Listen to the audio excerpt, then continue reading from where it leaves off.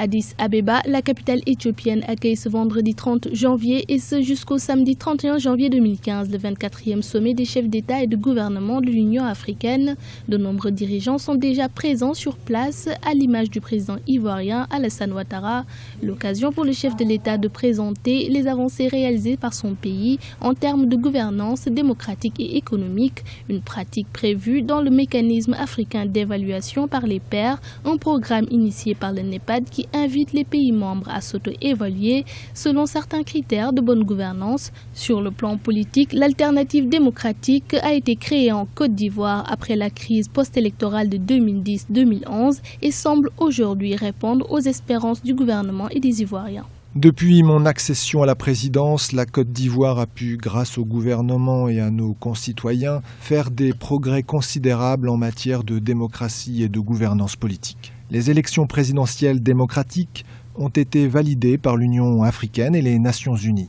Les élections législatives démocratiques ont eu lieu ainsi que des élections municipales et des élections régionales. Et par conséquent, toutes les institutions de la République sont en place et fonctionnent parfaitement. Le président Alassane Ouattara a également fait un bilan de l'économie ivoirienne en mettant en avant la politique économique mise en œuvre par son gouvernement pour une meilleure croissance de l'économie. En matière de gouvernance économique, nous avons pu réaliser au cours des 3 dernières années des taux de croissance annuels d'environ 9% par an. En 2012, nous avons même pu réaliser plus de 10% de taux de croissance. Cela veut dire que la politique économique est totalement conforme à ce qu'il faut pour améliorer le quotidien des Ivoiriens. Et nous avons procédé à cet effet à des ajustements et des restructurations importantes pour permettre au cadrage macroéconomique de notre pays d'être parmi les plus solides au monde avec un taux de croissance de 9%.